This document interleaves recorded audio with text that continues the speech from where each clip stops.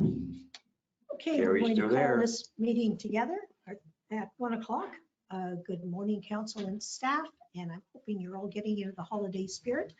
I like just about anything for Christmas, but this year I particularly need slippers. I'm reminding everybody, I did that once and got 3 pair. Proceedings of this meeting will be recorded and made available on the internet. If we can have our clerk call the roll, please. Mayor Clarkson, are you present? I am. Deputy Mayor Windover? Present. Councillor Armstrong? Present. Councillor Franzen? Present. Councillor Lambshead? Present. For staff, we have Donna Taggart, CIO Treasurer. Present. Evan Grieger, Director of Public Works. Present. Adele Arbor, Planner. Present. Ann Ruth, Deputy Clerk. Present. Chelsea Carpenter, Waste and Public Works Coordinator.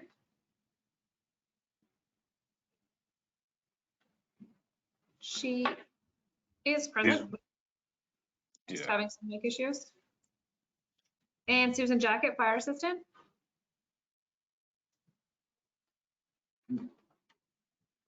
Susan is also there, but we seem to have trouble hearing her as well. And Jesse Clark, Director of Corporate Services Clerk, is present. Thank you. I want to also make sure that I mention to that Evan and Steve and Donna and Terry and Ron have been extremely good helps with the parade that we've just completed. Everybody just worked really, really well together and did what they needed to do, and you're all appreciated. I have mentioned it to Steve and Evan beforehand. Same time, same place next year. Now, we respectively acknowledge that Trent Lakes and Peterborough County are located on the Treaty 20 of the Mississauga Territory and in the traditional territory of the Mississauga and Chippewa Nations, collectively known as the Williams Treaties First Nation, which include Alderville, Beausoleil, Curve Lake, Georgina Island, Hiawatha, Rama, and Scugog Island First Nations. Trent Lakes respectfully acknowledges that the Williams Treaty First Nations are the stewards and caretakers of these lands and waters in perpetuity, and that they continue to maintain this responsibility to ensure their health and integrity for generations to come. We will now take a moment to reflect on these principles and our duties and responsibilities as members of council.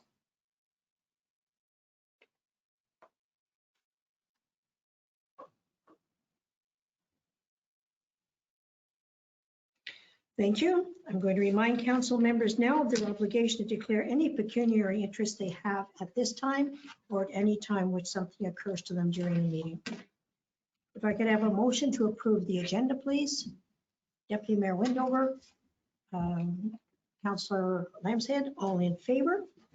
That motion has carried. We need adoption of the minutes for the special council meeting of November the 15th, regular council meeting for November the 16th, statutory public meeting November the 16th, and special council meeting for November the 26th. A motion for all minutes, please. Councillor Franzen, Deputy Mayor Windover, all in favor? That motion is carried. Minutes and reports from committees and boards. Library Board, October the 8th. Parks, Recreation and Culture Advisory Committee, November the 25th. And we need a motion to receive these minutes. Councillor Armstrong, Councillor Lambshead, all in favor? Motion is carried. Liaison reports from council boards and committees. Council, do you have any reports from the Economic Development, PRCAC, Police Services Board, or the Library Board? Seeing none. Thank you. Statutory public meeting pursuant to the Planning Act? None. Business arising from that meeting? None. Now we'll have presentations. We will now have a delegation from Bob Taylor-Vasey, Chair of Parks, Recreation, and Culture Committee, to share the PRCAC responses to the Buckhorn Sports Band feasibility study. Please unmute your audio and or share your camera and make your presentation. You will have 20 minutes. I will ask council that all questions are saved until the end of the presentation. At that time, council, you can have your comments. Are you ready? Can you hear me? Yes, sir. And you can see me? Yeah. Well, thank you, Mayor Clarkson, and good afternoon to members of council and staff, fellow presenters, and our virtual gallery. Next. We're pleased to present today our response to the council resolution asking for a review of the Buckhorn Sports Pad feasibility study report. Next slide. Within the terms of reference of PRCAC and the direction of council, we only focused on the observations, conclusions, and recommendations of the report. Second, we determined that all 7 options deserved the same assessment. Our focus reflected a municipal-wide perspective from all 3 former wards. And at this point, we have not endorsed any of the 7 options, pending further work needed to provide council with what is missing, and that is a mandate to move this discussion forward. Next slide.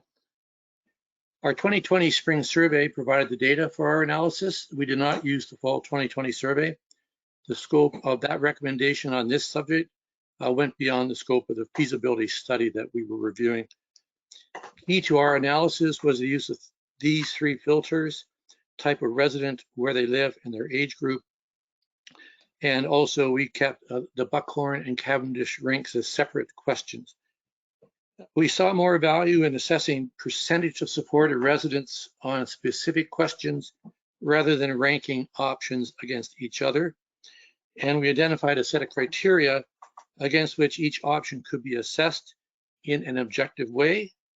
And our analysis was comprehensive, fact-based, and without prejudice, rather than based on opinions of individual committee members. Next. These are the components of the survey relevant to our analysis. Includes both facilities and programs. And the PRCAC response supporting this is supported by 5 very comprehensive appendixes. Next.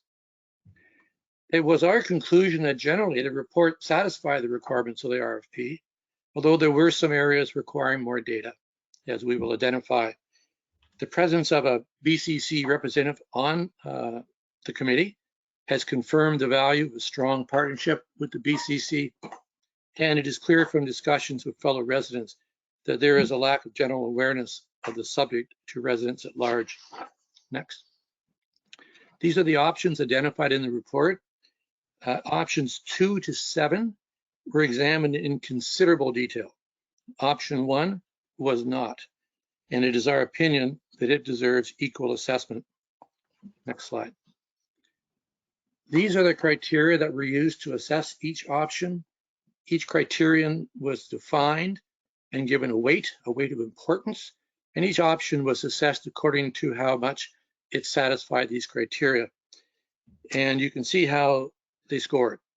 Not surprisingly, the higher the cost and the higher the risk, the lower the score. Next slide. We identified 4 areas of interest. The first is based on our breakdown of by type, location, and age of respondents. Second, to what degree are options financially sustainable? Third, PRCAC developed a set of guiding principles approved by council. To what degree do these options align with those guiding principles? And finally, what further public consultation is needed and in what form? Next. Let's look at support for ICE facilities and related programming. 60% of the respondents are permanent residents, regardless of where they live. 50% of the respondents by former wards were from Harvey, and 81% of the respondents were over 45 years of age. Support across all groups exceeded 32% in only one category, as I will show you later. There are 3 facilities in the municipality with high usage, BCC, an independent facility with 78%, and 2 municipal facilities, the sports pad with 39%, and the Cavendish Community Center with 38%. Next. This slide shows the level of support by category. note that the only category here achieving more than 32%, and it's the one that should show in blue, but it's ice sports at 38%. Next slide. It's our opinion that the conclusion of the report of strong support for artificial ice is misleading. That support was strongest in Harvey Ward among full-time residents 45 years of age and older. There is a compelling need to gauge the interests of residents between 25 and 44, particularly with respect to cross-municipality opportunities for youth. And finally, that the Buckhorn Sports Pad is and should continue to be a site of high usage. Next. When you deal with financial sustainability, we note that capital investment can range from $915,000 to $9.3 million. That when in terms of dependence on outside funding, particularly potential rental income is significant and requires significant use from users beyond our municipal boundaries.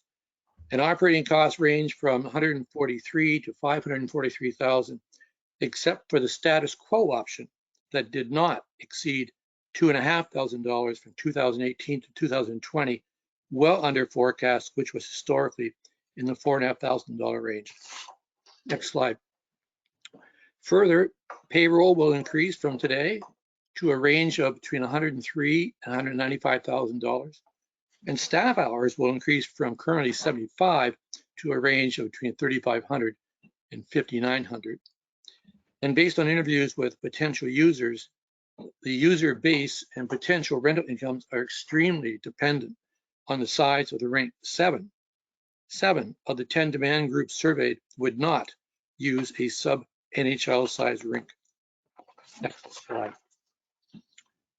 It's our conclusion that there's a high level of risk proceeding with any option without obtaining further potential costs and long-term impacts on staffing. The four major areas requiring further work relate to septic system requirements, on-site water management, impact on the ball diamond, and provision of hydro services to the facility. And we conclude that it is difficult, if not impossible, to make a decision without that data. And further, that reliance on significant ice rentals is high, resulting in potential long-term uncertainty. Next slide. Of all the guiding principles in the Parks, Recreation, Culture Master Plan, two guiding principles were not satisfied. The first, affordability, is not measured by the willingness of residents to pay user fees, but the long-term impact and potential increase in property tax. And second, it is clear that residents in the three former wards have different needs and expectations in all areas of parks, recreation, and culture, and the future of the sports pad must be prioritized on the basis of equitable availability of facilities and programs municipality-wide. Next slide. As indicated throughout this presentation, we need to respect the needs, aspirations, and expectations of residents across the municipality, and currently there's a lack of awareness of the findings of the report. And that is of paramount interest to make a prudent and balanced decision with such long-term ramifications. Finally, at this point, Municipal Council does not have a clear mandate based on further public consultation. Next. We conclude that we need to focus on two specific sectors in Trent Lakes. As we saw in the short-term rental discussion at the special meeting of council, seasonal residents bring an important perspective as 58% of the taxpayers in the municipality. They were underrepresented in the 2020 survey. And the 25 to 45 age groups, this is the primary age group range that can tell us what is needed for the future of our youth. And it is clear that residents of the municipality need further municipal-wide consultation using two complementary approaches. Next slide. So based on our observations and conclusions, PRCAC recommends that a public consultation process be designed and implemented to solicit comments and opinions from residents of the municipality of Trent Lakes, through both an online resident survey and facilitated in-person meetings when they are permitted, held at the 3 municipal halls, the Buckhorn Community Center and the Oak Shores Community Center. Next. And we have here a draft motion for your consideration that council received a presentation from myself regarding PRCAC's response to the Buckhorn Sports Pad feasibility study report, and further, that is appropriate, council direct staff to engage a consultant to undertake further engineering cost estimates, and further that council direct staff to develop and implement with input from PRCAC and BCC a public consultation process to include in-person public sessions in each of the 3 municipal halls, the Buckhorn Community Center and the Oak Shores Community Center, and a survey to solicit feedback from residents on the options outlined in the Buckhorn Sports Pad feasibility study and their financial impacts, all providing input to municipal council to establish a mandate to proceed, and further that council request staff to prepare a report based on this public consultation process. That concludes our presentation, and I'm more than willing to answer any questions that you have. Okay, do I see some hands? Thank you, Bob. Do I see hands? Yes, Hi, Dave. Just a Councillor comment. I'd like to thank Bob for his report. And I know the countless hours that he spent going over data and trying to get a fair report. thank you for you. Anyone else? Councillor Lamshead. I'm just wondering on the 3,900 to 5,900 staff hours, that seems like a lot to operate a facility for 4 months. Through the mayor to council, I am said, those are the numbers in the actual report.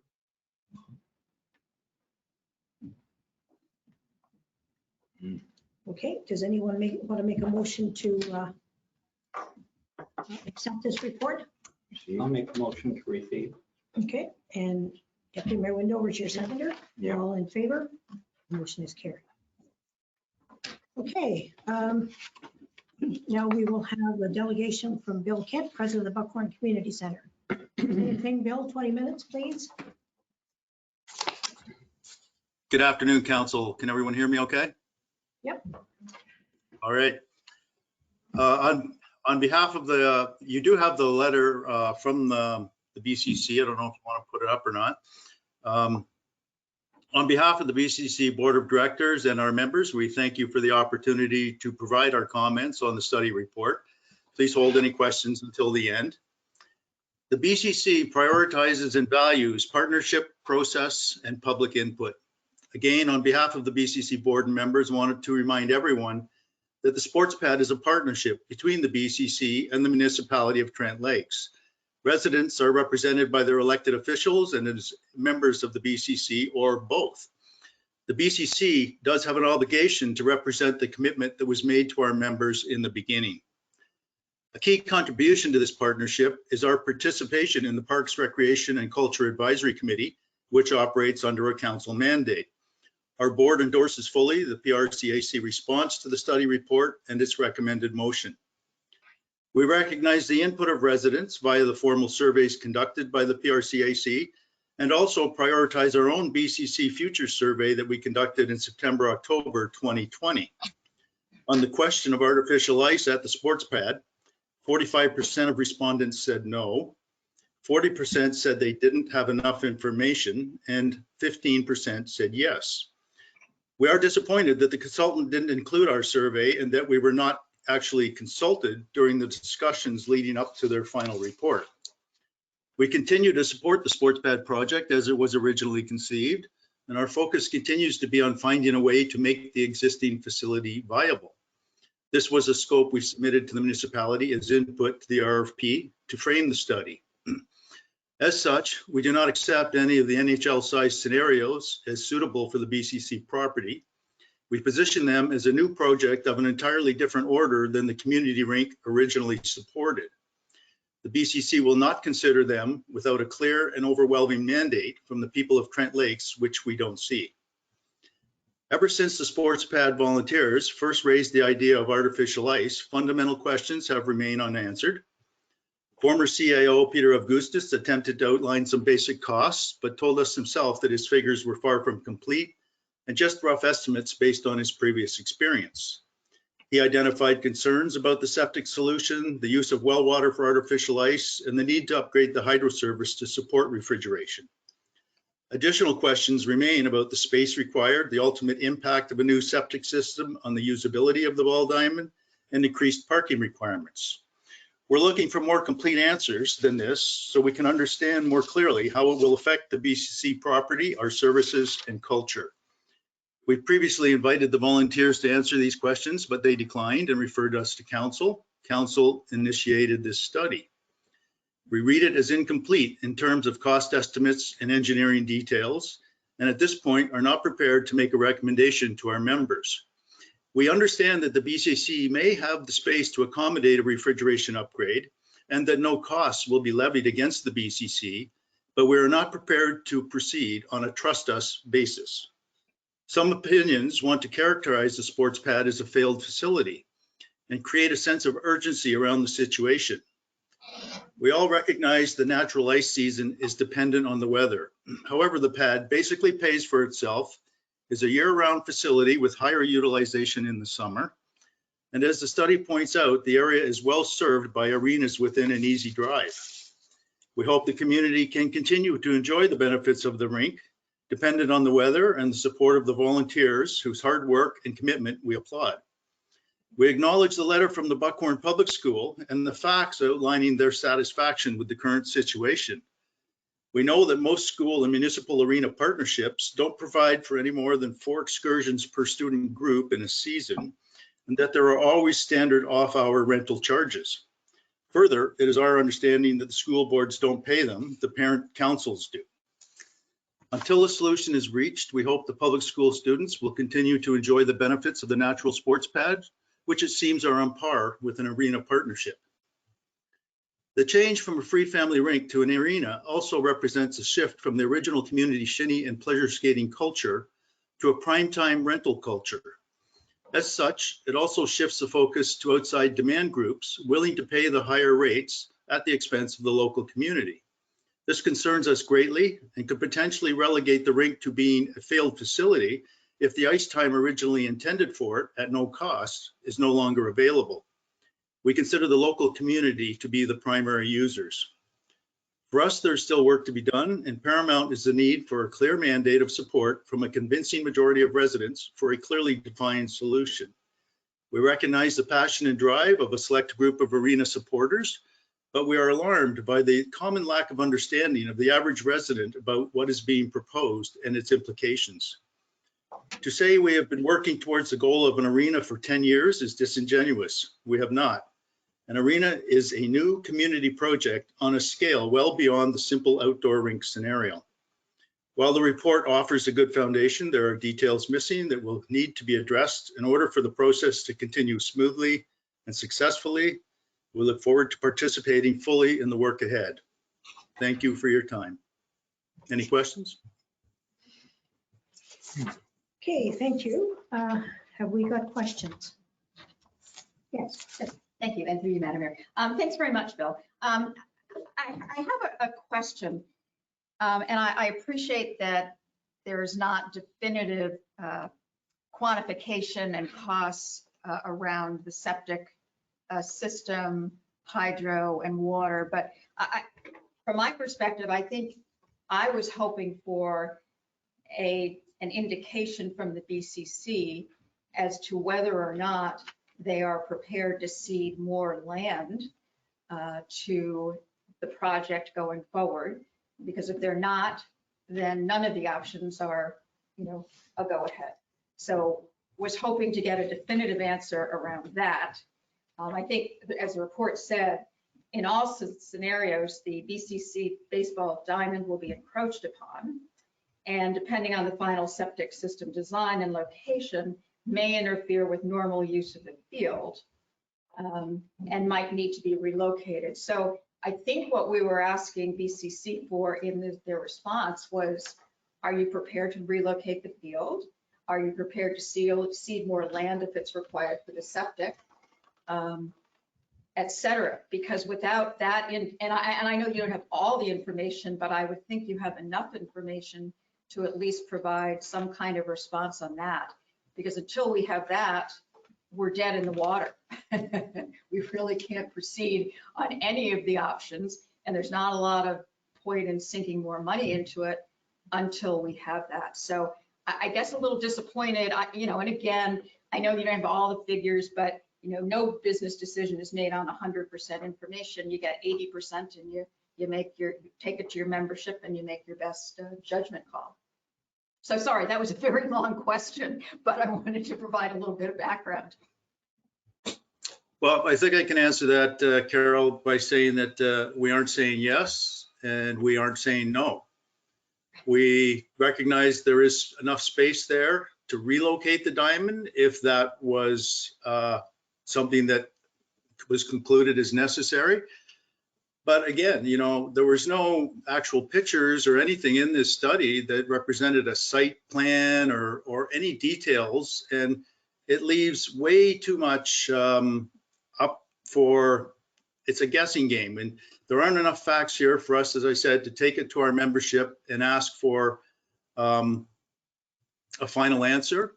And I'm not sure that that would be in everyone's best interest at this point. Anyone else?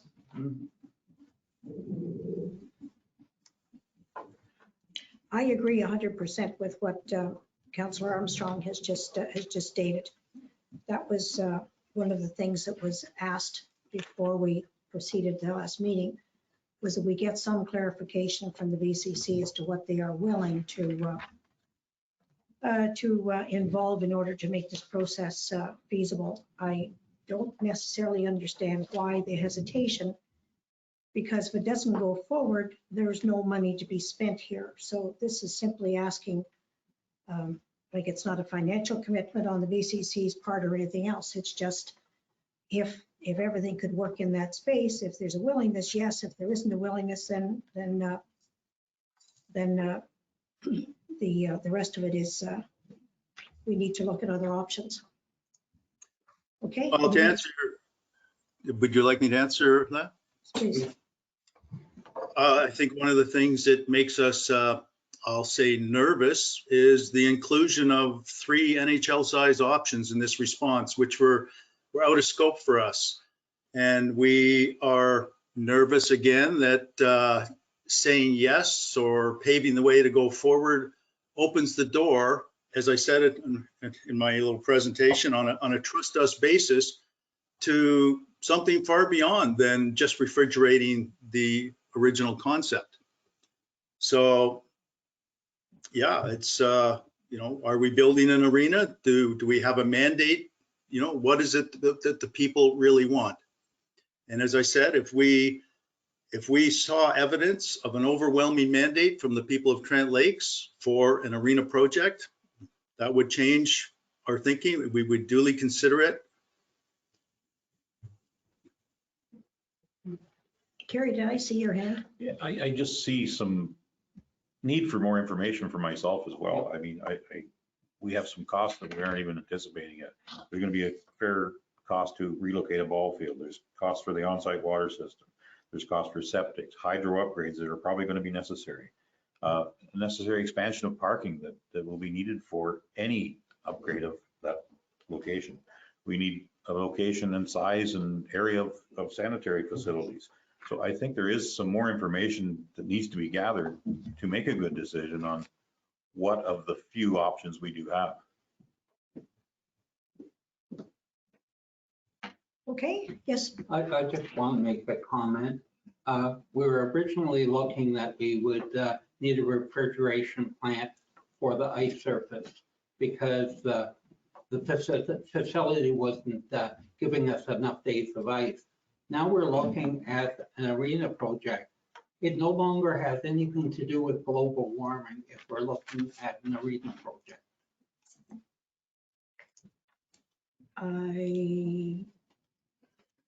If we're looking to replace the facility because the facility isn't working any longer, that's one aspect. But if we're looking to expand the facility, that's completely different.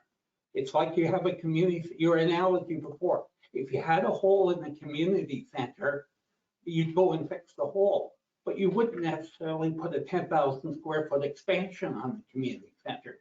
Since we're already fixing the hole, we may as well expand the community center.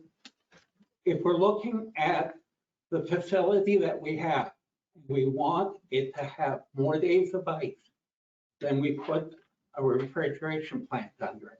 We don't build an arena. Any other comments? I'm only going to make one comment. I think once you do refrigeration, there's a lot of other things that are necessarily required. So it's not that you do this and that's the end of it. Once you do that, then a lot of other stuff is part of the overall governance of it. But that's a discussion for project manager if and when we ever got that far with the BCC. Anybody else want to accept this or make a further comment? Yes, Terry? Make a motion to receive Okay.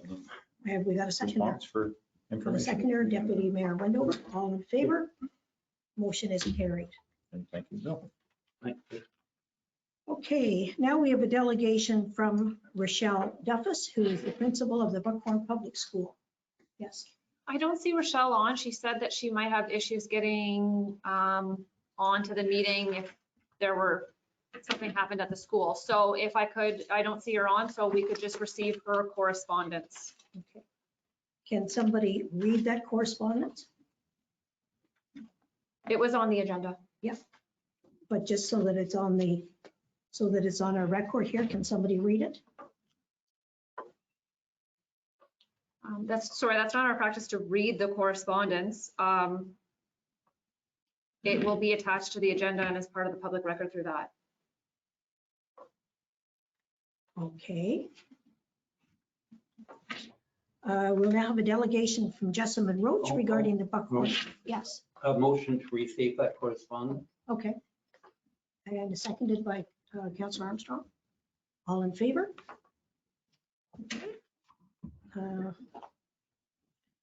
Now we'll have a delegation from Jessamine Roach regarding the Buckhorn Sports Pad. Please unmute your audio. I think you're moving up to this table, Jess.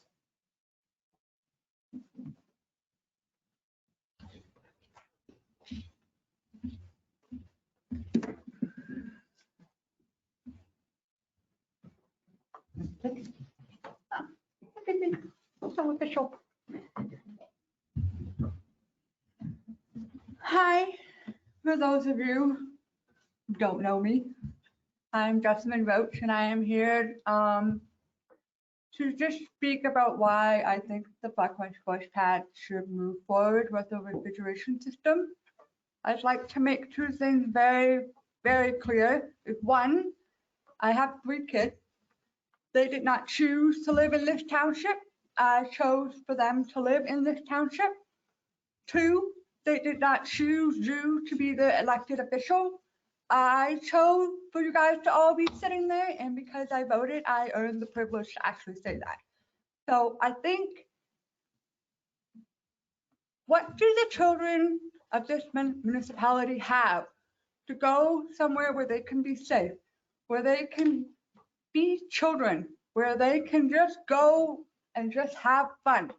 I was talking to my 15-year-old daughter last night in the car on the way home, and I said, Hannah, where can I drop you off in Buckhorn where you can just go and do whatever you want? And she said, well, Mom, there's the school.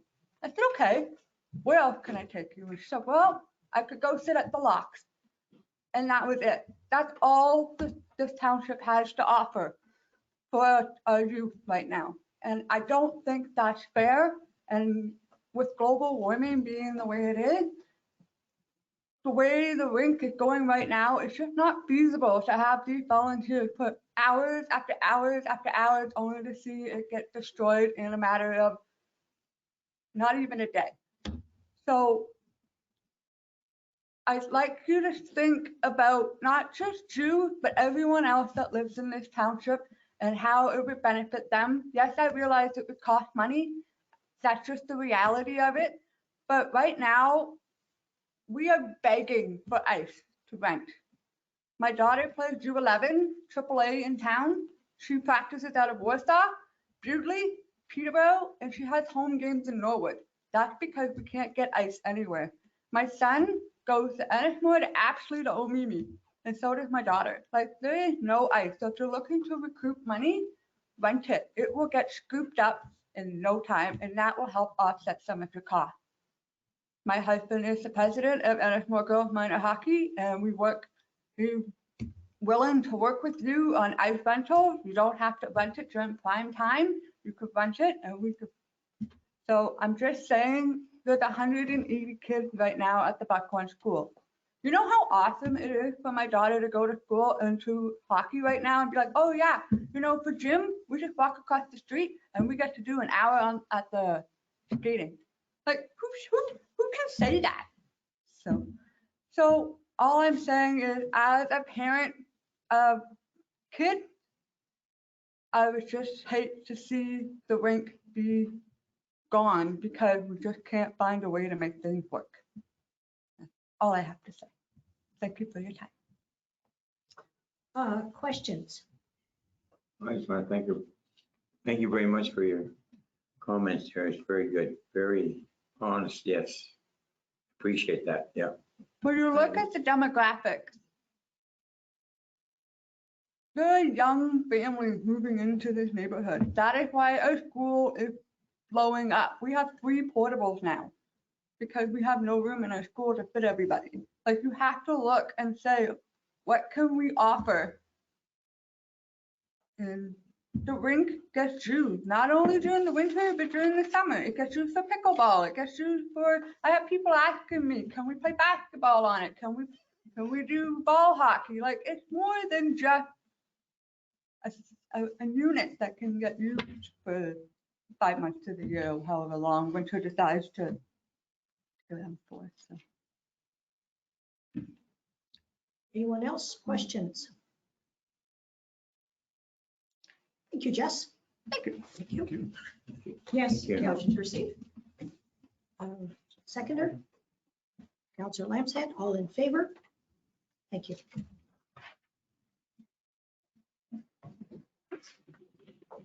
Very good job. Pardon? It was a very good job. Now we have a delegation from Pete Clarkson, no idea who he is, and Bruce Everell of the Buckhorn Sports Pad Committee regarding the Buckhorn Sports Pad. Please unmute your audio and share your camera. You will have 10 minutes.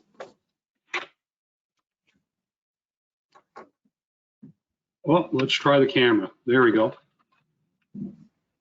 I'm in. Beautiful. You're in. So I can go ahead? Yep. Okay, good afternoon, Council. Before I start, I just wanted to say that I thought the Lions Club did an amazing job on our Santa Claus parade. It was fantastic. My granddaughter loved it. Thank you. I'm doing this presentation today. It was put together by Pete Clarkson and myself, and it's on behalf of the Sport Pad volunteers. And we are really in support of a committee of council to further review the FS strategy feasibility study and collect user group input. A little bit about Pete's background. We'll give Pete the honorary title of founder. He has been the head of this volunteer operated facility for 13 years.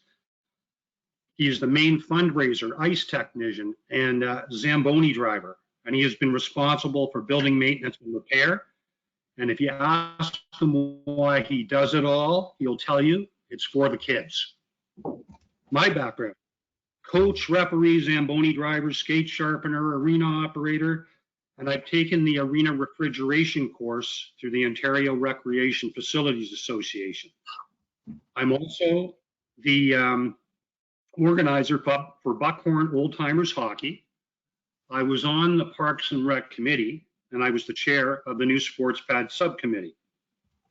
So in a resolution from the November 2nd council meeting, council requested comments from the BCC and PRCIC in regards to the recommendation in the rink feasibility study. My question is, why do we keep getting feedback from people that don't use the rink? Now is the time to collect input from the people that do. So what will I talk about today? A little bit about a history of the rink, how the rink is supported in the community, the rink feasibility study, economic development, which we forget about when we talk about the refrigerated ice project. Especially, I wanted to talk about youth in our community and some of the considerations a committee of council might want to have. So the history. Next slide, please. It was built, the facility was built in 2009. The roof was added in 2014. Curtains added in 2015. So as far as costs, the rink and boards were $239,000, the roof $220,000. And from the facilities master plan, the replacement value is $678,000. How much did the municipality have to pay for this? $35,000. The rest was raised by grants, donation, and fundraisers. That's less than 10% of the capital costs. And now, because of reduced ice availability, we believe the goal should be to add refrigerated ice to extend the skating season. Next slide, please. So in the feasibility study, it tells us what the weather effect on ice availability has been. And you can see the number of days open has gone down substantially over the last 5 or 6 years. So that's why we need refrigerated ice. It's clear that the days open have been declining and there have been too many hours of ice preparation for too little yield. Adding refrigerated ice will take us from 6 weeks to 16 weeks of ice time. Next slide, please. So I heard earlier in a presentation that the conclusion of strong support for refrigerated ice in Trent Lakes is misleading. I don't believe that to be true. We've got a lot of community support. A letter of support from the principal. A school parent survey was done with 50% response rate, 82% in favor of refrigerated ice. We have a petition for refrigerated ice signed by 600 plus users and supporters. We have letters of support for minor hockey, girls and boys in Ennismore. And we have 2 surveys that were done by the Parks, Recreation and Culture Advisory Committee that shows refrigerated ice has support in our community. Next slide, please. This is a question from in the first survey, question number 49, and it reads, do you support the allocation of additional public funds on developing or improving the following programs and or facilities? Just after trails was artificial ice, number 3 of 10 different facilities and programs. So support in survey number 1. If you go to the next slide, please, you'll see some results for survey number 2. In this, totally there were 15 recommendations that the Parks and Rec Committee had. 12 of them were put into this survey. And it asked respondents to what degree they were in favor of the 12 recommendations shown in this table. The ones in green, the top 6 recommendations, were ranked as high priority. They included the Buckhorn Sports Pad recommendation with refrigerated ice. And that recommendation titled Buckhorn New Sports Pad with Refrigerated Ice reads, build a basic facility on donated or low-cost land to include a covered outdoor ice surface measuring 70 to 85 feet wide by 200 feet long, warm room, washrooms, 4 dressing rooms, concession, emergency gathering space, and additional room for future development. The survey respondents said This was a high priority. And so then council agreed on the need for a feasibility study. So in the feasibility study, there were 3 options that were recommended in the study. And they were given A1, B1, C as names. We'll talk about here capital costs, operating costs, the need for parking and septic.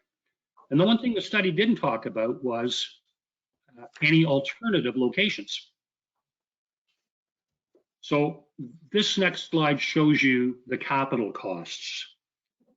And if you take, let's just take as an example, B1, the middle option. We know from previous experience with the existing rink that the municipality paid less than 10% of capital costs. The rest was covered by donations, grants, and fundraising. So 10% of recommendation B would be less than 400,000. Let's also look at B1 operating costs on the next page. I've got 2 examples here. One is for operating costs from the feasibility study. That's the top table. And that shows you after income and operating costs, if you divide by number of taxpayers, the approximate annual cost per taxpayer would be $24. I'm trying to put some numbers to this because a lot of people say this is going to cost a fortune. It's going to increase my taxes exorbitantly. $24 a year in this example. Now let's go back to April 16, 2019, when our former CAO did a presentation to council, provided a report, and here are the operating costs from his report. When you work that out per taxpayer, it's $11 per taxpayer per year. So from these examples, taxpayer annual costs would be somewhere between $11 and $24. Next slide, please. Bill had mentioned that in the feasibility study, there was no design. I've just put this together to show you. If you take a look at the bottom of the slide, it says Lakers Drive. If you're looking at the rink, BCC would be on your right. So what are the things we need to add? We need to add septic. We need to put in a water holding tank for fire suppression. As you can see, I've added parking around the facility. And in the middle, I've put a number of check boxes beside various amenities. And my suggestion is that the committee of council would look at this, determine what's best for our community, and select some of these, not all of these amenities. These are some of the things that could come inside the facility. This design would effectively eliminate space for the ball field. Even if we took half the ball field can't be used as such any further. So just as an FYI, the rink and ball field occupy approximately 2 acres. Next slide, please. So economic development. When people come to Trent Lakes to visit or live in our community, we receive economic benefit through spending and taxes.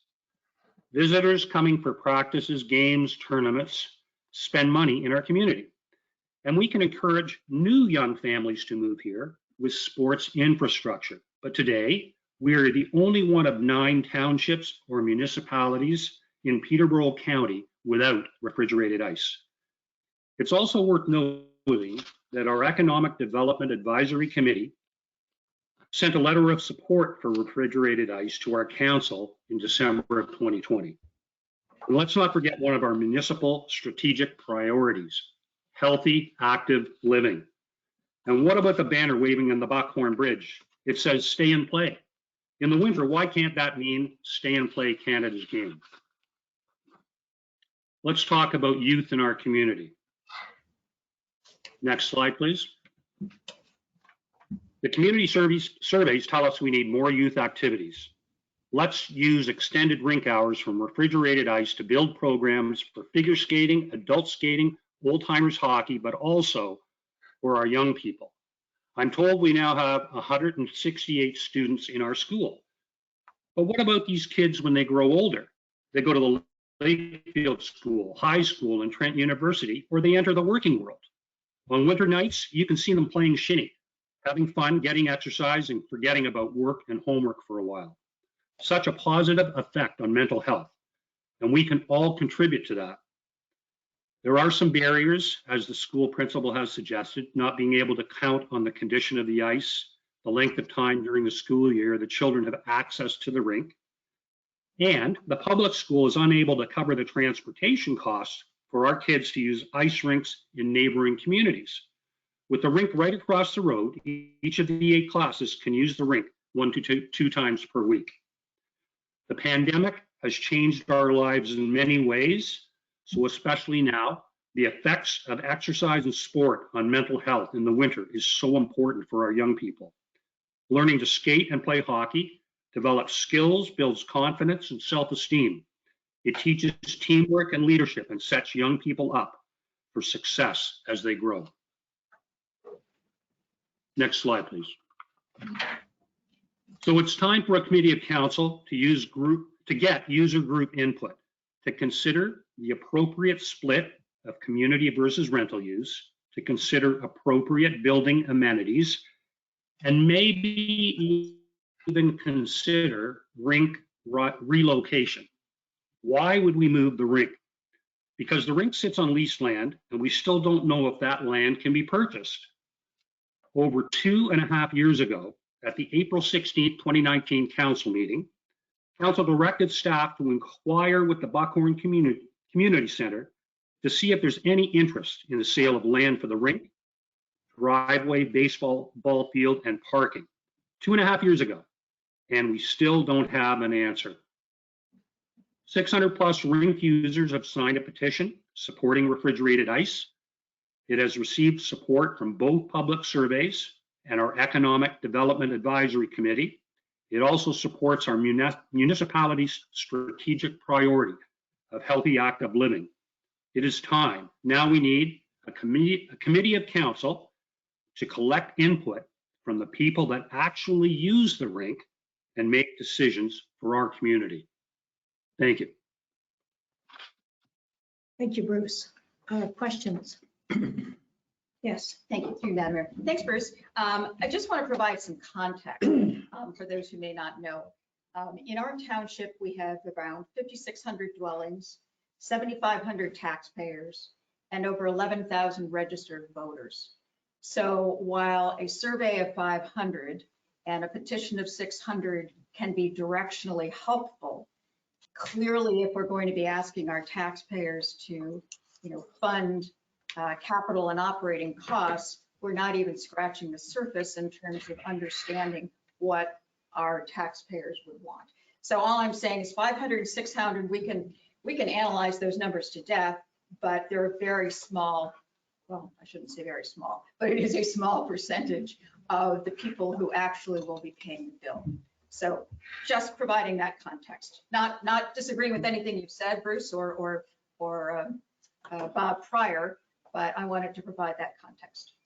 I would just have to say that if you look at any survey that's been taken in the community, the respondents are not in the thousands, and we've used them time and time again for input. So they're directional and they do show some support. And what I'm hoping for is that the committee of council will take it a step further. They've heard from a lot of organizations in the municipality, but not the users. And from that information, make a decision as to what option might be best, what amenities might be best. Not to say we should go ahead, but only we should continue to discuss. Anyone else? Councilor Lamsett. Yeah, I think it's important that we all get together and have a decision as to what direction we're going to go in the very near future, because there probably will be some funding availabilities in the near future for projects very similar to this. So I think we need to get all our ducks in a row, or we're going to miss out on any grant funding that will be available. I think that's an important aspect of this that we're not really talking about a lot. I just want to respond to Councilor Lamsett. We're looking at an election in June. I don't believe that there's going to be any funding available till the new government's instated. So we're looking at July or August at the earliest for provincial funding. sorry. Yes. That's moving quickly to me, if it was that soon. I guess if I had a comment, and it's a comment that was actually given to me by the president of the Cavendish Ratepayers Association. If you look at the money that we spend each year in Galway, Cavendish, and Lakehurst Halls, we don't look for accountability. And if there's money to be spent on those, we spend the money because we own them. We spent $1 million on the Lakehurst Hall. We had absolutely no public consultation. The hall was failing, and we determined that it was going to be, in the long run, a better thing to build a new one. It started out at $1 million. It ended up certainly more than that. But it was something that council determined, which is the right of council, that that was something that needed to be done. So if you look at the money that we're spending on the Cavendish Hall this year, and the money that's being spent in the different halls, and we do that every year, and it doesn't go through this type of scrutiny. The situation that we're looking at here, I think, has been pointed out. It's not something that people can go around the corner, because that's not applicable. And the amount of summer residents that we have never had to deal with anything like this, because their areas are located with arenas around every single corner. It can be arena, can be a soccer field, can be whatever. So I think we are somewhat unique, and I think the Committee of Council is a good starting point. Anyway, does anybody? Yes. I just think a motion to receive. Thank you. Seconder? Any further comment? Seconded by Councillor or Deputy Mayor Windover. All in favor? That motion is carried. Okay, now we have another delegation from Mike Boyson. Mike Boyson in the beginning was a great supporter. He was part of the, what do they call it, from Canadian Tire Jumpstart, and he was a big supporter of ours. So Mike, nice to see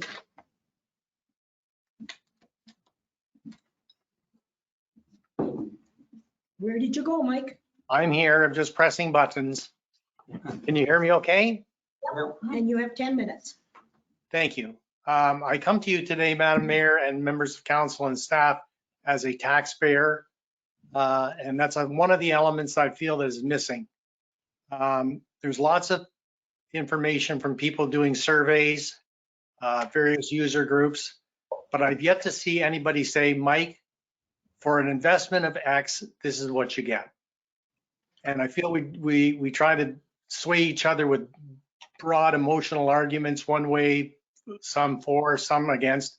But at this point in time, I would say, if I looked at it, nobody has said to me, what do we want to do? Where do we want to do it? When do we want to do it? And how much is it going to cost? And I think that's where we need to get more focused, and as we move forward, to make sure that people are dealing with one set of figures, which are provided by the township, not people extrapolating figures from various reports. We need to narrow down the options.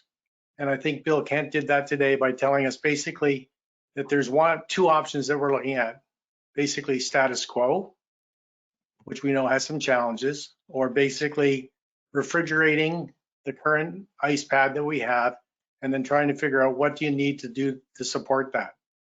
The one thing that comes out in the report that's somewhat scary is the shift, and I'm not sure if this is actually true or it's just their speculation, the shift from a paid perspective and a volunteer's perspective. We currently have a great group of volunteers to provide a lot of hours to keep the ice in the shape that it is. It would seem to me in my reading of the report that there's a suggestion that we're now going to have to start using paid staff. And that scares me. We already have an increasing headcount in the township to fund current programs. I believe that the chances for grants are going to be slim to none. And so you're asking the tax-paying base to take on the responsibility for extending an ice season that may only have a couple of weeks on either shoulder, and I'm not sure that it's worth it. And I can't tell you whether it's worth it or not, because I've not seen a figure nor a plan. So I think somehow we have to make a breakthrough and narrow down the options and look at it. And one of those options, as I said earlier, is status quo. I know it's frustrating, but those kids do get a benefit, and I've seen them and I've participated with them. And when they do use it, it's wonderful. But I'm not sure as a taxpayer that I'm obligated to provide increased usage to the school. I think they just have to use it as a benefit. So I, for one, would be a fan of going out and speaking to the broader community, not just the people that use the facility, with a prototype plan that says, here's option A, here's option B, maybe there's an option C, I don't see it, and this is what it's going to cost you. And then to become fully funded, and we understand all those added expenses of adding washrooms, providing septic, providing increased parking, and what's it going to look like? And that's what I would like to see as a taxpayer.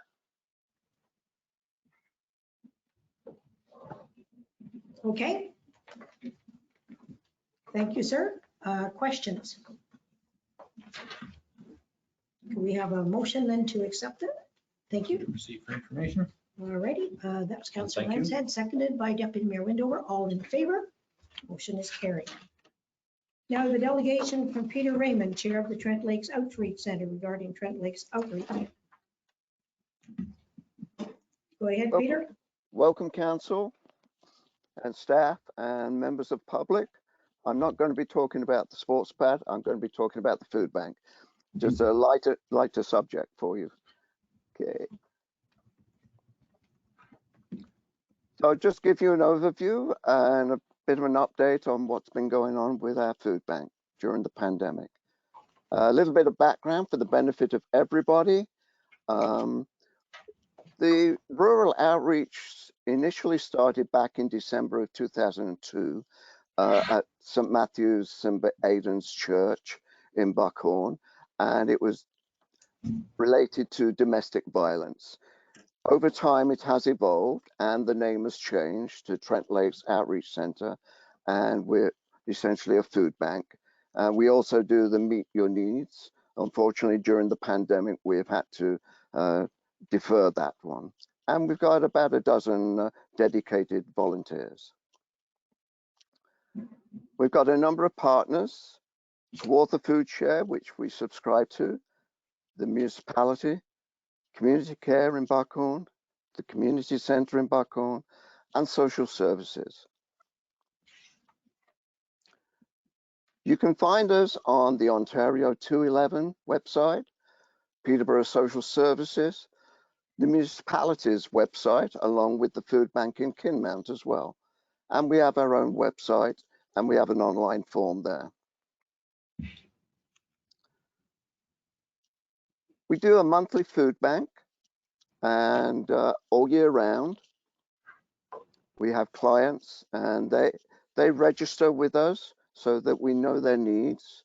No one is turned away, and on average, we've got between 18 to 23 families, and the numbers do vary. In the first year of the pandemic, we were getting a number of emergency calls, but when we were able to assist them. And when we were having the Meet Your Needs, we were averaging anywhere between 40 to 100 people from around the area. The location that we food bank, for the longest time, we have been using the Deer Bay School property, but unfortunately that building got condemned. I'm not sure what the status of it is right now. And council at the time provided us with a trailer, and we very much appreciate that. And then we did make arrangements with council and the Lakehurst Hall Board to utilize the Lakehurst Hall. And we made the move back in September of last year, and that's working very well. So throughout the pandemic, as an essential service, we've been operating with our volunteers, and we are adhering to the strict COVID protocols. Any donations that anybody makes to our food bank goes towards our clients in Trent Lakes and nowhere else. People can make financial donations, and if they wish for a tax receipt, municipal staff will be able to accommodate that with us. During the pandemic, we've been engaged on a number of food drives with MPP Dave Smith, who's been advocating for food banks throughout the county. And in November of last year, we had one at the Buckhorn Foodland. And this year we had one in June and in November, and they've been very successful. On the picture to the top right is our little room that we have at the Lakehurst Hall. We store everything in. And this is a picture of some of our volunteers last month when we had the first snowstorm, and it was a rather fresh morning. So I do like to wish council staff all the very best for Christmas. And if anybody would like to make donations or contact us, there's the information that we have. Thank you very much for your time. Thank you, Peter. Questions? Comments? Yes. I just want to thank Peter and all the staff there, all the people that help and all the volunteers. It's amazing. Thank you very much. Thank you.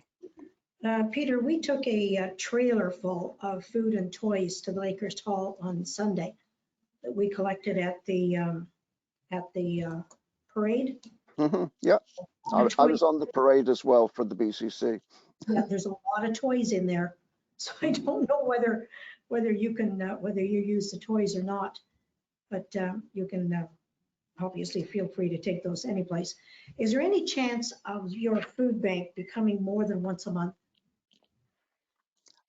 We've not had a request from any of our clients at this stage. And I would have to check with our volunteers on what that would mean as well, because the age group of our volunteers is getting on a little bit.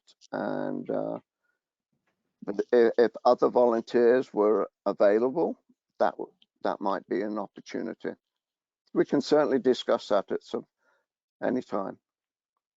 Okay, we had collected food at one of our Lions, and I took it down to community care, and she said that anything that they had there, they just sent it to Peterborough.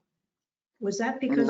No, actually what happens is when community care gets donations, they contact myself or another volunteer, and we collect it, and it goes towards the food bank here in Trent Lakes.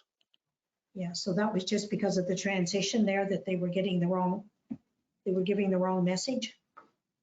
I don't know. Okay, all right. All right, so we've got a motion to accept, I think. Motion to receive with thanks. Thank you. And Councillor Deputy Windover, all in favor? Thank you, Peter. Thank you. Thank you. Okay, have we any business arising out of a previous meeting? Yes, did I see your hand? No. Motion?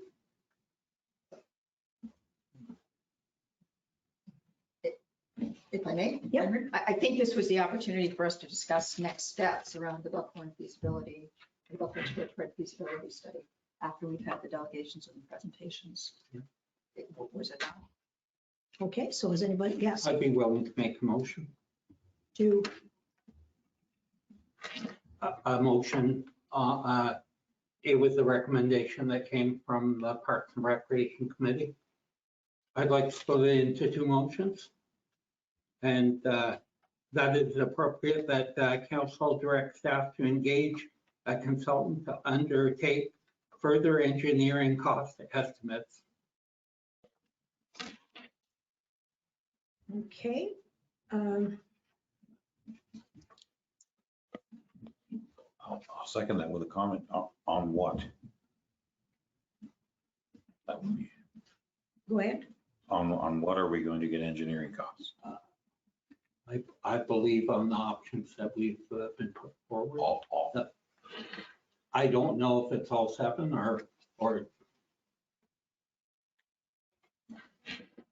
Yes. If I may make a comment on that, it says as appropriate, and I think what's being considered here are the more finite costs for the septic system expansion, the hydro, the water, and the parking. Personally, I think that's a little bit cart before the horse. I'm not sure that we should be engaging that at this point until we decide how we're going to proceed with dealing with the study, whether we go to a working group, whether we have public consultation, whether we have some other avenue. So I almost think that if we can park that until we make a decision on how to move forward. Sorry, I did something wrong. Yeah. Sorry, no, through you. I have Barb, the CBO, on the line, and I believe she has a comment she wants to make. Hello, Barb. Hello, good afternoon. Sorry I'm late. I was doing inspections this morning, so I didn't catch the beginning of some of the speakers' comments, but I just wanted to give you just some comments just for consideration, you know, just things that go through my mind as a chief building official. And I know you're kind of thinking about two different things, whether you're going to go ahead and work with the building that you have, or whether you're going to try to build a new building. So just to put things into perspective, the existing septic system that you have on that property now is an MOE system, Ministry of the Environment system. If you go with a new building, you will be installing another Ministry of the Environment approved system, and they are quite expensive. And I can give you a comparative. We had one that was put in behind in Tonawee, South Monaghan, and we had one that was put in for a Tim Hortons. It served 3 different buildings on the property. There was a Tim Hortons, there was a convenience store / gas bar, and there was an existing building that sold tires, and that was a $150,000 system. So they aren't cheap. I don't know whether one can be expanded. That kind of stuff would have to be looked at. A new building would have to be sprinklered. So you were going to have to find some water there to support a sprinkler system of some sort.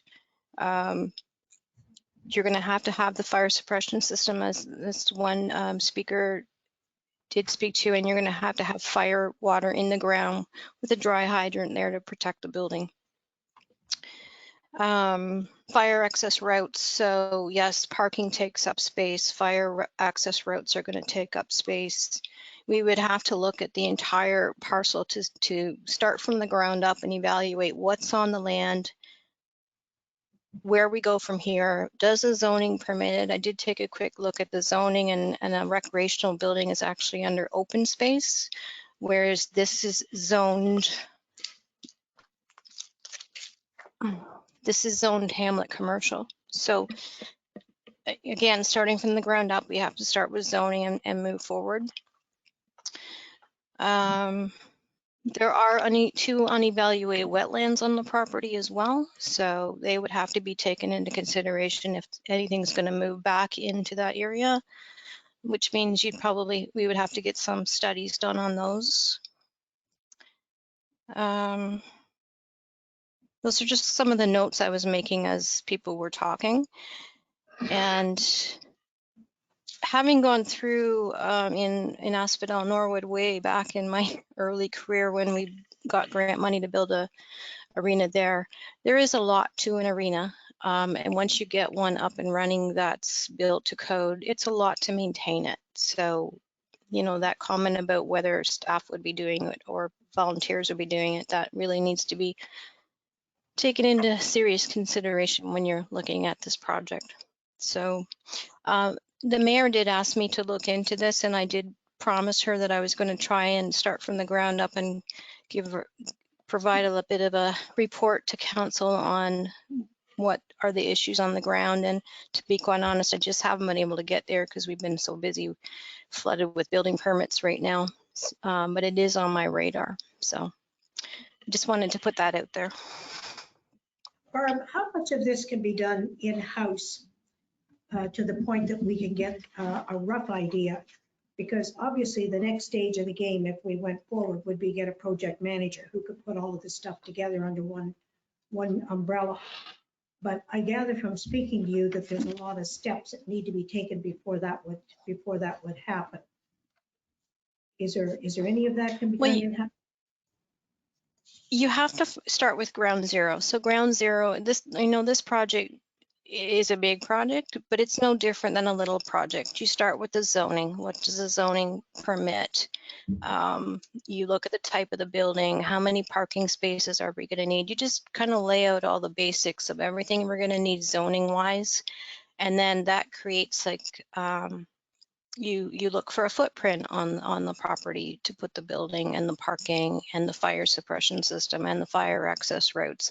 That's more of a site plan. That's where you're going to have to engage a professional at that point in time. So we can provide like, here's what you can do and here's what you can't do, and here's the hoops you're going to have to jump to get to here. And then that's when you start engaging the professionals to come up with a plan on the ground. The first thing is to come up with a site plan to see if everything works on the ground. Okay. The second part of it, which is the bigger part that you really want to know, is how much a building is going to cost, whether it's going to cost to fix that one up or whether it's going to cost to build a new one. If you're going to go down building the new one route, you're going to have to get some plans done, which means you're going to have to hire an architect, an engineer, mechanical engineers, electrical engineers, the whole shoot and match, so that you can get an honest to God, this is what we want to build and put it out, and this is what it's going to cost. Now, Kevin Duguay did the site plan, did the whole kit and caboodle for us, and then ran into some difficulties there because he was also working for somebody who was in the process of possibly donating some land to move this. At what point can the township use in hand or in kind, I guess, because it wasn't going to be charged to some of these? At what point can if a person's qualified, can you use them? And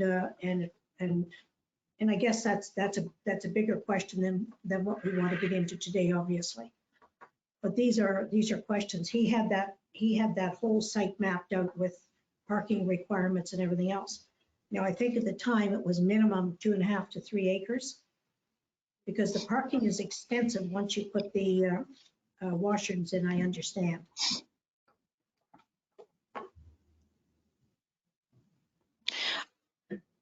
Are you talking a new building, a brand new building? Well, I don't think that building can house refrigeration. There's no space there. Well, washroom facilities in the code are based on floor area. So it's based on occupant load and it's based on floor area. So it's, you gotta do some calculations, and then you figure out how many washrooms you need and how many men's, how many women's, how many accessible washrooms you need. Okay, I think you've got a lot of information for us. Carol. Yeah, thank you, Madam Mayor. Trying to sort all of this out, I'm wondering two things. I'm wondering, first of all, we have an awful lot of detailed information in the feasibility study. But Barb, don't go away. Come back. I'm here.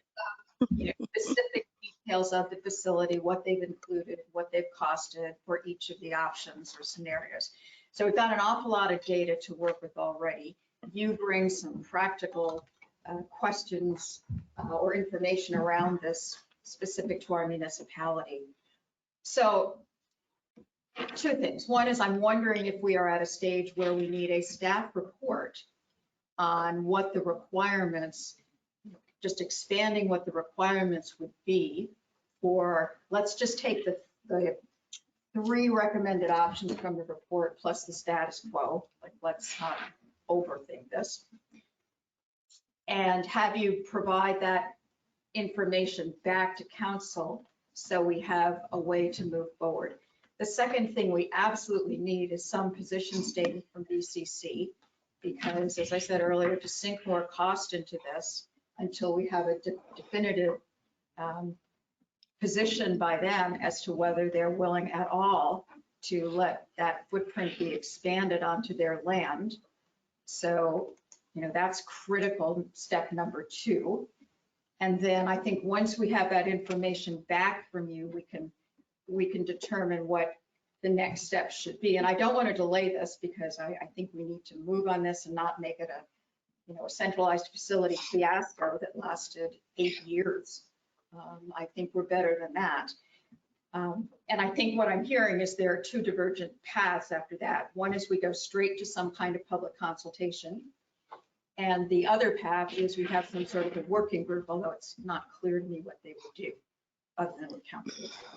So, sorry, I'm thinking out loud. Let me come back to what I think are the two very important next steps. One is a position statement from BCC, and two is perhaps a staff report from the Building and Planning Department that gives us a little more information about what would be needed to implement each of the four options. The three recommended in the report plus status quo.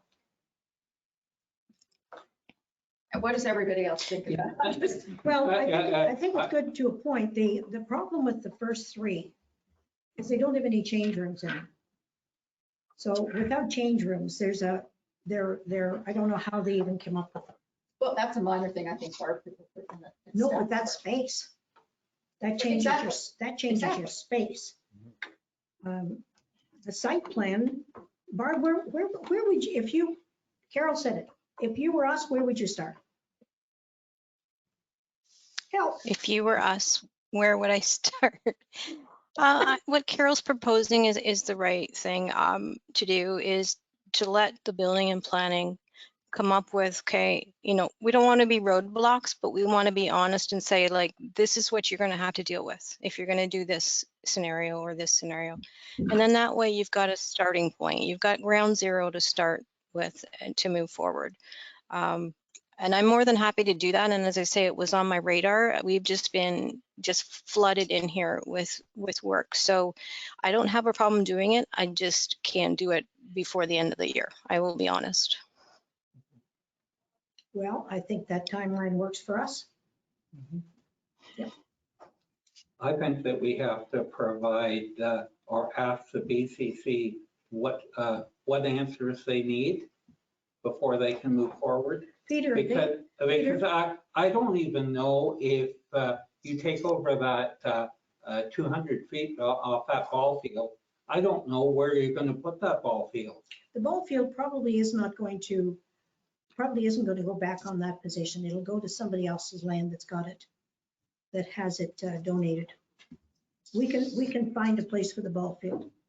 But if Well, we keep I asking- think the BCC needs to know those things. But Peter, that was your comment at the last meeting.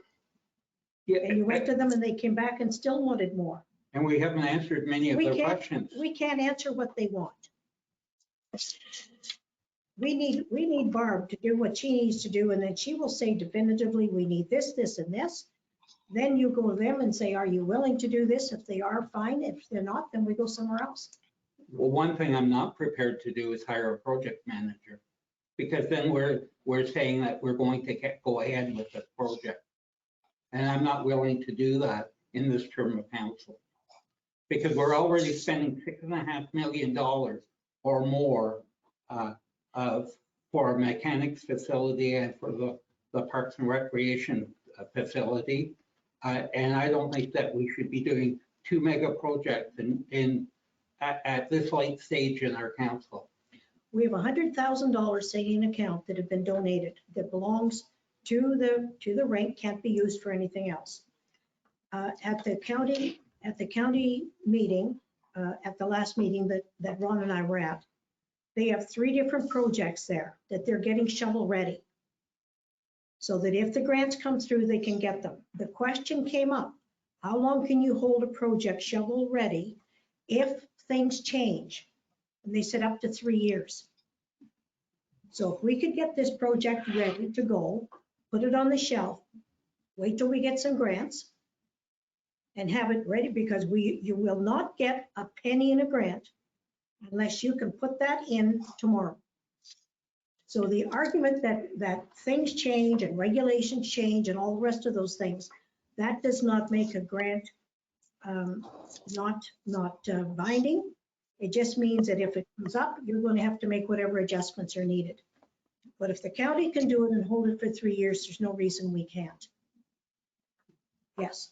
Thank you, Madam Mayor. In the spirit of trying to move this forward, I see no harm in asking the BCC for what specific information they need to give us a position, because we really do need their position.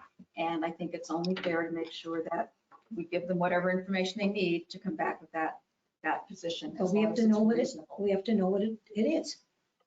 We have to know what it is. I think that's exactly what Councilor Franzen is saying. So Yeah. back to my comment, and maybe I'll try and make it a motion. Maybe I'll withdraw my motion first. Okay, then the motion would be that council direct building and planning staff to thoroughly review the feasibility study report and bring back to council their report on additional requirements that would need to be, maybe not requirements, issues that need to be addressed in moving forward with any of the three recommendations. And secondly, that we go back to the BCC and request them to provide us with a set of information requirements they need in order to be able to provide us with a position on providing additional land to municipality for the purposes of expanding the footprint of the Buckhorn Sports Pad. Could you reverse that? No, reverse that. I was thinking of them simultaneously. Separate motions. Yeah. Okay, let me make it two And separate. reverse it, because if the BCC are not willing to relinquish the ball field, it's game over. That's, I agree. The only thing I was thinking is that perhaps some of the information they need to make that position determination will come from the staff report. but the staff report from what they want is that they want a site plan. They want to see the whole thing drawn out. They want to see what it's going to look like, how it's going to operate. That can't be done. I mean, that's wasted money if the land is not going to be there. Like, why would you go to the expense of creating a site plan, which is what they said they wanted, if they're not going to be willing to give up the ball field? Because that's, even giving up the ball field, she's tight. You know, we were told that with Kevin Goudet, Barbara's just said the same thing. That space is very, very tight. So if the BCC are not thinking of that, like when I listen to Bill, I still keep coming back to the fact that he likes it the way it is. He likes the natural ice. He likes these things. He is the mover and the shaker of the community center. So unless the whole focus changes. Peter? No, I was saying that if we ask them to give up the ball field, we have to give them some assurances that we're going to build the ball field in another location. We can't just say, give up your ball field and not replace it. And I think that's what we need back from the BCC. If that's the case, Then we find a put spot. that in writing. Yep. I mean, we need to know what we're working with. Yeah. And we don't right now. And that could be the deal killer if they're not prepared to provide, any additional land. So I agree with the mayor in that respect. I do think, though, that perhaps some of the information they're looking for may come out of the staff report. So I kind of see them as intertwined. So I think I'm going to let my motion stand. And see where it goes. Peter, are you saying that the Buckhorn Community Center wants to look after another ball field somewhere? No, I'm saying that if you take away their ball field that they have now, Yes. you have to replace it with another ball field. Well, okay, but not the Buckhorn Community Center to go to. Well, I would hope it would be on their property, but There's no place in the property to put one. no, I know that. So, why don't we just ask Buckhorn Community if they want to get rid of the ball field? Make it this over with. It's as simple as. Save all this confusion. We walked If the it's gotta back. be, it's gotta be done, it's gotta be done. I mean, this is on and on and on and nothing getting accomplished. We walked the back of that property the other day with Bill. And he's pretty sure that there's enough property behind there to move it. And the building that's on there is only on blocks, like to move those buildings around back there is nothing. So that can be, But there is a rock cut in behind those buildings. Jeff Cheshire can move that rock cut in half a day. Anyway, I think that's a Carol, your discussion. motion? Yes, so the motion was, number one, that council directs staff in the building and planning department to review the feasibility study for the sports pad and come back to council with a report that expands on the requirements for proceeding with any of the three recommended options in that study. And the second part of the motion is that we request from BCC what information they need in order to come back with a definitive position on their willingness to cede any land to expand the sports pad footprint. And that may only be a part of the existing ball field or whatever, But the parking is. footprint, whatever is involved. Okay, can we have a seconder for that motion? I'll second it. All in favor? Motion is carried. Before we move on, I was thinking about the recommendation of the Parks and Recreation Culture Advisory Committee. We seek some public support for this project in anything. So I don't know if we should be having another motion to direct staff to develop and implement with input from the PRCAC and BCC for public consultation process to include in-person public sessions on each of the three municipal halls, the Buckhorn Community Center and the Oak Ridges Community Center. I think we need information that we're going to get some support from the public to further on. Yes. I'll second that motion. Comment? Yep. I would support that. What steps we go, that's the. I'm not sure that there's much they can do until we have the report back from staff. But I do think that's the logical next step, is to have staff prepare some kind of a public consultation process for council consideration. And that would be step number 3 in my list of things that we have to do. Yep. Okay, so that motion's okay then? All in favor? That's carried. Okay, anything else that we need to do today?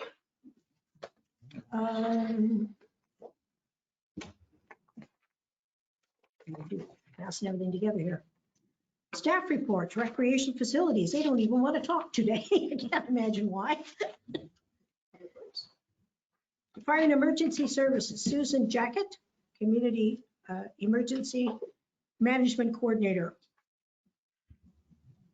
Hi, good morning or good afternoon, Mayor. Today I would like to present our annual emergency management program document that we need to provide to the province on the background of what we did this year. We have had another interesting year and a lot of virtual meetings. Our emergency exercise and training we did this year was virtual also, and along with some of our public education that has been done. We did get to do a few drive-by events for our public education, which promoted emergency management and fire prevention. As you can see in your report, does anybody have any questions? You're doing a good job, and I'm going to be in there to do that training next week. I promise. Perfect. Carol. Yeah, thank you, Madam Mayor. Thanks, Susan. Lots of good work, and I know under some duress of conditions this year. I'm just wondering if you can make that emergency management plan available to council members. I'm not interested in changing, editing, or otherwise. I would just like to have a copy of it. Yes, I believe there is a public version and another version with names and addresses and things like that in it. So I think I can share the public version with you. I'm not sure, it was at one time on our website, but I will for sure. Thank you. Yeah, no, that's fine, Susan. I don't need the public version is just fine. So, Perfect. appreciate that. We won't tell you about the time that she's out burning in the backyard. Okay, have we any questions on this report? If not, can we have a motion to receive it? Councillor Armstrong, Councillor Lambshead, all in favor? Motion is carried. Building and planning, they're not doing anything up there. Finance, good job she didn't hear that. Administration, none. Corporate services, Jesse. Thank you. Through you. My first report is Bernie Furmans on behalf of his client, Dr. Dan Slobodian of 2329095 Ontario Inc. has submitted a request to purchase a piece of municipal land adjacent to their property on County Road 36. The company owns property surrounding the piece of municipally owned land, and their intention is to purchase it to be merged with their existing property for future use as an exit that would be as far away as possible from an existing entrance. The municipality does have a policy on the disposal of municipal property, but currently there are no guidelines for assessing immediate or future needs for municipal property. Staff are recommending that council direct staff to review the request to purchase municipal land, including circulating to all departments to assess immediate or future needs of this land, and to bring a recommendation back to council, and to also review the disposal of real property policy to address considerations for declaring land surplus. Jesse, I'm going to step back from this. I don't think I have to do it at this time because there's no decision being made here. But I'm staying out of any discussions where the quarries are concerned. So I don't know that I need to do that here because we're not making a decision today. No. But if you just want to note that I reclused myself.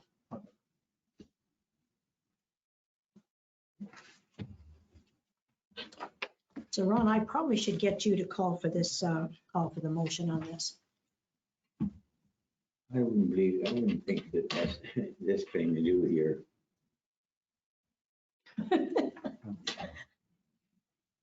Yes, Peter. Ron, I would support that motion. Hmm? I would support that Yeah. motion.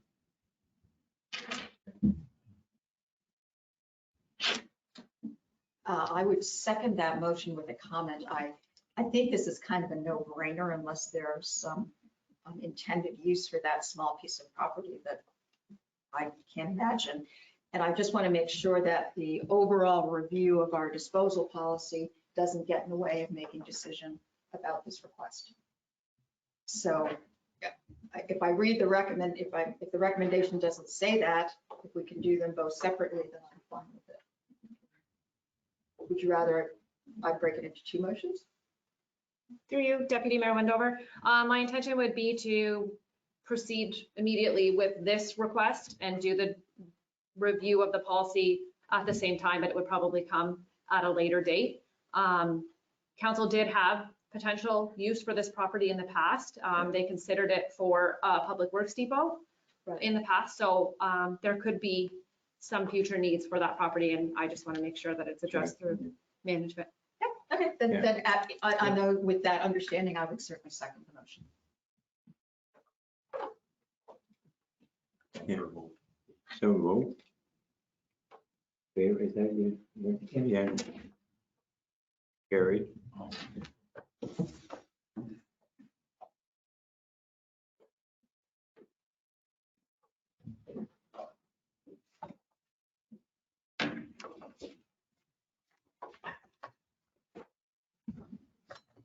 Okay, Jesse, again, fees and charges bylaw review. Thank you, through you, Mayor Clarkson. Annually, to coincide with the budget process, staff review the fees and charges bylaw. Several changes were identified in the report. And so staff, there's the bylaw further on the agenda for approval. So staff are just at this time looking to receive the report and also approve the building department service fees in Schedule B to be increased by the 2022 Consumer Price Index when it's available. Okay, so can we have a motion, please? Councillor Lambshead, Deputy Mayor Wendover, comment? All in favor? Motion is carried. Chelsea, Carpenter, Waste Management. She's selling her little composters like the Dickens. Thank you, Mayor Clarkson. Good afternoon, Council. Before you, this report is regarding amending Sunday hours at the transfer station sites. Council directed for staff to report back with different options for consideration that don't impact level of service at the October 19th Council meeting. In today's report, staff have provided options for Council's consideration that will ensure operations during daylight hours and satisfy the conditions outlined within the ECA. Staff's previous recommendation brought forward has not been presented for consideration as directed by Council, and I would be happy to answer any questions that you may have. I'm looking for hands. Chelsea, someday when we've got a light meeting, as if that's ever going to happen, could you bring one of your little machines down here so that we can actually film you doing something? I've had people say to me, how big are they actually? How do you work them? I think it would be, I think it'd be good to get that on our, even if we just put a video of it on our website. Sure, I can certainly do that. I have posted videos to social media as well when promoting the food cycler, but I would be happy to do that if Council wishes. Thank you. Okay, everybody okay with the Sunday hours? Motion? So I would like to make a motion to receive the report, taking into consideration the data and information that's been provided, and direct staff to proceed with option 1. And I would like to come back and comment on that. Okay, we have a seconder. Councillor Branson, and do you want to comment before? I would. Go ahead. Yeah, first of all, I'd like to thank the Public Works staff for looking at some other options that would satisfy some conflicting requirements. One is trying to ensure that our attendants are working during daylight hours and under safe conditions and per the legislation. And secondly, providing the other side, providing our residents with as much flexibility in being able to access the transfer sites on the weekends during the summer. So while it would have been nice to have it open until 8 o'clock, still in looking at the sunset hours, et cetera, I think option 1 is probably the best compromise. I do realize it pulls back the available hours from 8 to 7. But again, it's a compromise solution that seems to do the best balancing of all of the different requirements. So that's why I'm supporting option 1. And the other, sorry, I'll go ahead. Oh, go ahead. How about you? Yes, you are. Okay, do we have a seconder, please? I think we had a second. Yeah, a second. Okay, all in favor? Any other questions? Too late. Motion is carried. Okay, correspondence for information. Anybody want to pull any of these out? Hearing none. Correspondence for action. Liquor license sales and patio extensions. Yes. Sorry, if I could just have a motion to receive all the correspondence for information. Yes, you may. Councillor Armstrong, Councillor Lambshead, all in favor? Carried. Now, City of Kitchener, liquor license sales and patio extensions. Motion. Motion received. Okay, seconder. Councillor Franzen, all in favor? Motion is carried. City of Vaughan, Athabasca Community Traffic Study Progress Report. Motion. Motion to receive. Okay, Councillor Lambshead, Deputy Mayor Wendover, all in favor? Motion is carried. Municipality of Midas Valcourt, Town of Cochrane, Town of Bloomington, Wyoming, Township of Amaranth, Village of Thornhill, property assessment updates. Motion. I would make a motion to support, and what they're asking for is for MPAC to, in fact, do reassessments this coming year as opposed to not suspending it for another year. We're getting too far behind here. Seconder? Okay, Councillor Lambshead, all in favor? Supported. Jeremy Bowes, snow plowing and assumption of north end of Bass Lake Road for winter maintenance. Is Evan available for comment? Yes, I am available for comment. Okay, comment, please. So I have been emailing back and forth with a few residents at Bass Lake Road, just regarding their request of completing snow plowing to the end of the road. Currently, the snow plows stop at the bridge that crosses No East Creek. This has been the historical standard for the municipality to stop the winter maintenance there. I think the reason that was driven is one, the condition of the road to the north isn't necessarily up to complete municipal standards. It gets tight near the end. There is no clear turnaround area for the snowplow at the end of the road, as well as just there has been it mostly had been seasonal residents living up that way. So Public Works position is, and I relayed this information to the residents, is that we do not want to entertain incurring more liability by completing to start plowing this area, as historically has not been plowed. So there's a precedent set there that it's not being plowed. It's signs saying no winter maintenance. If we do start plowing it, then there obviously is a incurred risk with plowing that. It would also have an impact on the overall plow routes, which are in excess of 7 hours. So adding an extra stretch there would add to one of the operators' routes, and just would have an impact on the rest of the levels of service provided to the township municipality. Sorry. Okay, comment. Councilor Lindsay. Do we know how many extra kilometers of road that would be to plow in and out? 5 kilometers. No, through you, Mayor Clarkson, to you, Councilor Ramshead, that'd be an additional 5 kilometers of road. And typically snow plows travel, if they're plowing, the plows will travel between 30 and 35 kilometers per hour. So. Evan, how many more requests like this would you think would be coming if this one were to be accepted? I think the term is that.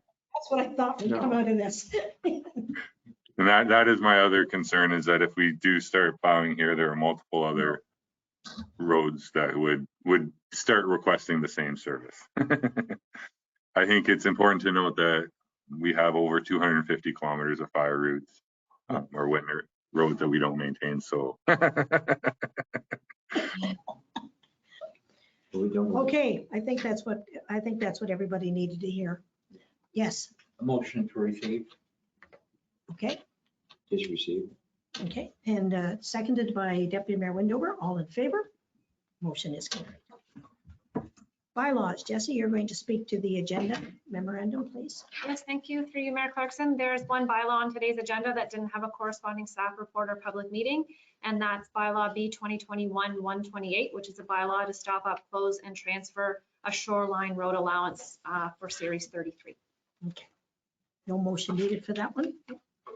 All right, and the next one is the B 2021-128, stop up and close and sell Series 33. We need a motion. Councilor Lamstead. Motion to approve. Thank you. Councilor Franzen, all in favor? Motion has carried. B 2021-129, fees and charges. Motion, please. Councilor Armstrong, Deputy Mayor Windover, all in favor? Motion is carried. Notices of motion. None? Okay. Information items, liaison reports for external boards and committees. Do we have any? Is the goodbye room going to reopen? It's still on schedule. Okay, for the first of the new year. Any other information items that anybody would like to bring forward? Through you, Mayor Clarkson, I hope this is okay to do it at this point in the meeting. And sorry, Jesse, I didn't give you a heads up, but I just had an email to confirm something that I thought was important to share with council. You may recall at my quarterly report, I let council know that Trent Lakes had been signed up to participate in the Community Education Award program through Carton Council Canada. It was an award that was developed to incentivize and improve recycling education in communities across Ontario. And Carton Council Canada was going to be awarding $2,000 for different communities that demonstrate their proactive recycling education efforts with special attention paid to food and beverage cartons. And I actually just received an email from them to say that we have been successful in that, and we are a recipient of the Community Education Award and the $2,000. Wow, here's our lunch paid for. Well done. That's good of you to sort of even think about it and carry through it, but further than that, to actually do the work. $2,000 isn't a lot, but it's the overall principle as well. So I think it's definitely an honor and an accomplishment. It's 2,000 we wouldn't have had. Exactly. Okay, yes. No, I was going to say it looks like more digesters to me, but. Okay, council, we're going into the closed meeting to discuss litigation or potential litigation, including matters before administrative tribunals affecting the municipality and advice that is subject to solicitor-client privilege, including communications necessary for that purpose. Anyone that is listening or viewing an electronic meeting may remain on the line for when council rises from closed. We need a motion, please. Deputy Mayor Windover, Councillor Lambshead, all in favor? That motion is carried.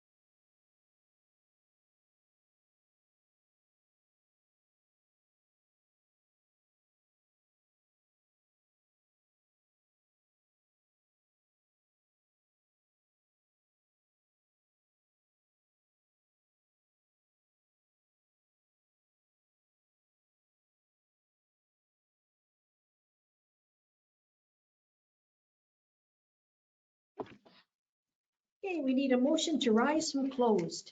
Deputy Mayor Windover, Councillor Franson, all in favor? Motion is carried.